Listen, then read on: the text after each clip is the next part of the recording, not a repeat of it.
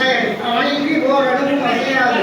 காடு நாடு வீடு எல்லா உயிர்களும் இன்புற்றிருக்க ஓம் நம சிவாய சிவாய நமோ. தேவா மகாதேவா சம்போ